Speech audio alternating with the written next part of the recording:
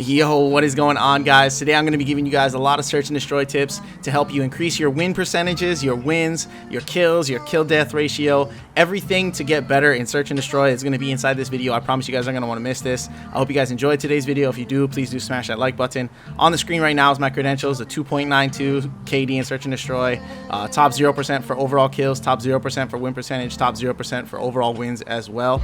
So my very first biggest tip for getting better in search and destroy is to use these 3 score streaks. Now specialist I think is really good as well, but I think specialist is to like add more pizzazz and flash to your game style. So if you're just trying to get better at search and destroy and win more often and get more kills, I'd recommend using score streaks instead. So as you can see, the UAV plays like the biggest role. Like, people don't give the UAV enough credit.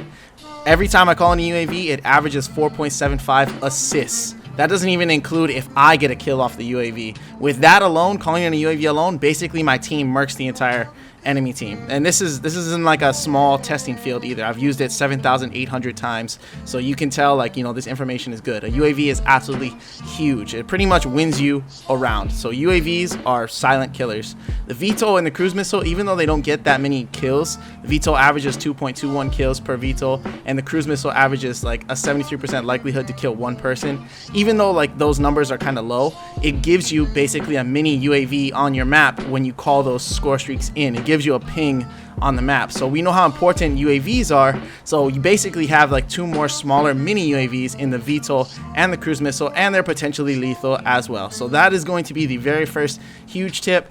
And then the second 2 huge tips is going to be, you know, aim training. You need to do some sort of aim training. Even if you have like exoghost aim and strafe aim, like me, them, we all aim train every single day, or at least like every single week. So if you want to have better aim and keep getting your aim better and better, you need to be aim training. Inside the description down below, I'll have a video for the top 5 best class setups and how I do my aim training for search and destroy as well. Without further ado, let's get into our search and destroy hyper specific tips now.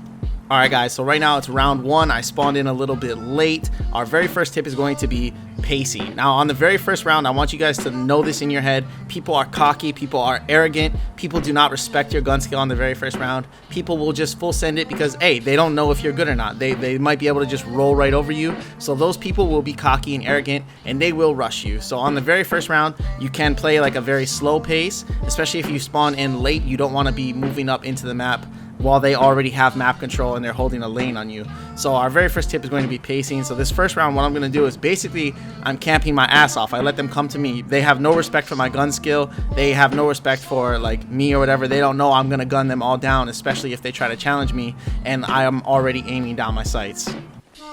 So as I said, very first round, people are going to be cocky and arrogant. They're going to push in. They're going to try and test your gun skill. They're going to try and size you up, basically. So take advantage of that. Play a little bit slower game, especially if you spawn in late like me. Like on most rounds, you're going to see me push really hard if I spawn in on time. But if I spawn in late, then, you know, you want to play a slower match. You want to pace the enemy, basically. So we're going to play at a super slow pace on this first round, but as soon as we get into the second round, we're going to instantly change it up and we're going to be hyper aggressive. And now we also have dead silence to help us out at the start as well.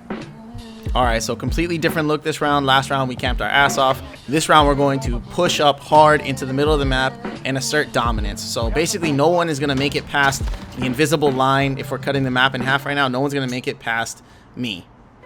So I can assume that they're all pretty much like chilling in their spawn right now, doing what I did the first round. So we know one is to the left.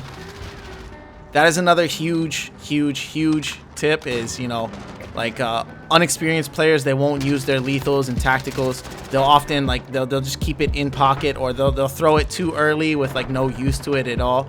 You want to make sure you're using your lethals and tacticals to try and find out where people are. Alright, so that round, basically what we did is we pushed up, we got aggressive for map control, and then we chilled, and then we pushed in later on in the round when we had the numbers advantage. So we completely changed up the pacing from what we did on the first round. Now we're going to change up the pace again. I haven't seen too many people come up top, so I'm going to go ahead and lock down the up top. We get an easy first blood, and then we hit that guy, so we're going to try and follow it up with a grenade. If you ever watch professional players, anytime they wound someone, they always follow it up with a Semtex or a grenade right away. So make sure you're really utilizing your equipment like efficiently. If I would have just thrown those grenades right at the start and like blindly hoped for a kill, I would not have been able to thirst that guy that I already put bullets into that was on the B or A bomb site, whatever that is. Another huge tip for never allowing comebacks and stuff like that is keep your foot on the gas. Recognize a wounded dog when you see a wounded dog. Right now, the enemy team is scared of me. They are completely scared. They're waiting inside corners. They're just holding a single lane. That's all they're capable of doing right now. They know that they're getting outgunned. So push that. Don't allow them to wear out the clock or whatever. Just go ahead and push them. Keep them on their toes. Make sure that they're being timid and frigid. So we're going to change it up again with the pacing. We're just going to go completely in on this round. High alert lights up. Teammates got him. Yep. All right, that'll do it for our very first game. Our next game is going to be on Oil Rig. So on this game where I spawned in late on the first round, Oil Rig is the exact opposite. I'm actually the first person to spawn in for my team, and the enemy team isn't completely spawned in yet. So I noticed that right away. So I'm hot out the gate, and I'm gonna go attack their spawn because I know that they're gonna try to spawn in as best they can. So basically what I'm gonna do is I'm gonna catch them right off of spawn. And then remember, people are always cocky and arrogant on the first round. So if you kill someone right now, they don't know you have like the better gun skill, especially if you kill them off spawn. They're gonna call you out, and then the enemies are gonna come push at you, and they don't know if you're super good. They don't know if you're gonna just completely fry them, and that's exactly what happens. All right, so I can see right now that the enemy team is missing 2 people. They're not quite spawned in yet, so I'm gonna be aggressive as possible to get a line of sight on their spawn and try and just spawn kill this guy.